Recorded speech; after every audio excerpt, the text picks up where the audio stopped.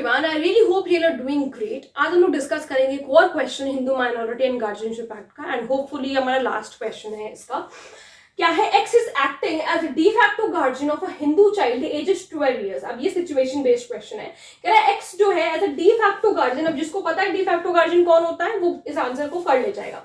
ठीक है, D facto guardian की तरह एक्ट कर रहा है, 12 साल का है वो बच्चा। X intends to dispose of the property of the such child। उसका इंटेंशन क्या है कि इसकी प्रॉपर्टी को डिस्पोज ऑफ मैं कर दूं। क्या वो ऐसा कर सकता है? कैन ही डू सो?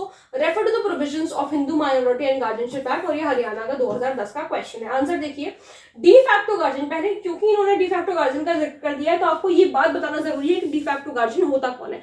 अब आपको ये भी पता होगा कि सेक्शन नंबर 11 में कहीं पे भी हिंदू माइनॉरिटी या गार्जियनशिप एक्ट में इसकी डेफिनेशन नहीं दे रखी। कोई बात नहीं, लिटरल सेंस में आप को अगर नहीं समझ में आ रहा है तो आप गूगल से निकाल करके लिख सकते हो पहले अपने आंसर राइटिंग में, उसके बाद उसको याद कर लेना। या तो देखो करना पड़ेगा क्योंकि आप जब मेंस देने जाओगे तो वहां पर तो आप गूगल चला नहीं सकते ऑब्वियसली, तो आपको याद करना पड़ेगा। बस ये है कि अगर नहीं पता है, अगर अभी तक नहीं लिखा था तो अब लिख लो या गूगल कर लेना अगर आपकी मर्जी हो तो देखो, de facto guardian means a person who intermeddles का मतलब होता है इंटरफेयर करता है माइनर के अफेयर से for a certain length of time. मैं आप लोगों को एक बहुत ही सरल भाषा में एक बात बताती हूँ, डी फैक्टो गार्जियन होता कौन है।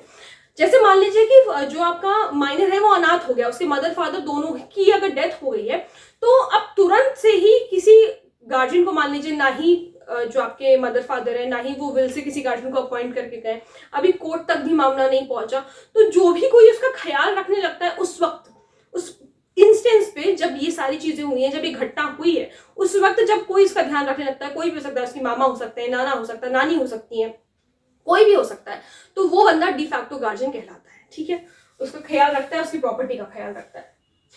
तो कह रहा है इन द गिवन सिचुएशन, अब हमने ये बता दिया डी फैक्टो गार्जियन कौन होता है, अब हमें ये बताना है कि गिवन सिचुएशन में क्या चीजें बता रखी हैं। तो in the given situation X can't dispose of the property of a Hindu child ages 12 years as a section 11। अब हम कह तो रहे हैं कि नहीं एक्स डिस्पोज ऑफ नहीं कर सकता, भाई रीजनिंग तो दो, क्यों नहीं डिस्पोज ऑफ कर सकता है? कह रहा है क्योंकि section 11 of Hindu minority and guardianship act ये प्रोवाइड करता है that de facto guardian shall not deal with minors property, सिर्फ इस ग्राउंड पर कि वो डी फैक्टो गार्जियन है उस माइनर का। अब मुझे केस पता था तो मैंने केस भी लिख दिया, केस का हालांकि मैंने पूरा नाम नहीं लिखा है, बहुत लंबा केस, बहुत लंबा मतलब नाम था उसका। Further in the case of, देखो ये एक ट्रिक होती है कि अगर आपको पूरा नाम नहीं भी याद है तो आप ये भी इस तरीके से करके लिख सकते हो। ठीक है, जैसे मैंने यहाँ पे केस ऑफ पहले लिख दिया तो मैंने नाम लिख दिया, आप ऐसे भी लिख सकते हो। फर्दर इन, ये नाम लिखा आपने, case the Kerala high court है, मेरी बात समझ रहे हो ना। इन द केस ऑफ अगर पूरा नहीं लिखना है तो आपको लिखना है in the Isakal Nadar case the Kerala high court held. ठीक है, तो ये चीज करना, Kerala high court held that if a de facto guardian alienates the property, अगर वो प्रॉपर्टी को ट्रांसफर करता है of the minor, such a transaction would be absolutely void. तो ये जो है ट्रांजैक्शन एब्सोल्युटली वॉइड हो जाएगा। बहुत ज्यादा केसेस है नहीं हिंदू लॉ में, हाँ मैं कह सकती हूँ हिंदू मैरिज एक्ट में फिर भी है, लेकिन जो इनके बाकी सारे जो एक्ट्स हैं उसमें जनरली बहुत ज्यादा केसेस आपको देखने को नहीं मिलेंगे। ठीक है, तो जितने जितने जहां से मुझे लग रहा है कि जरूरी है तो वहां से मैं उसको रेफर करके आप लोगों के लिए लेकर के आ रही हूँ। आप लोग चाहो तो इसको कॉपी कर सकते हो, खुद से नोट्स बना सकते हो। मैं ये कहीं प्रोवाइड नहीं करने वाली हूँ पीडीएफ, मैं फिर से बता दे रही हूँ, आप लोगों को खुद से ही लिखना होगा। जब तक लिखोगे नहीं तब तक सीखोगे नहीं।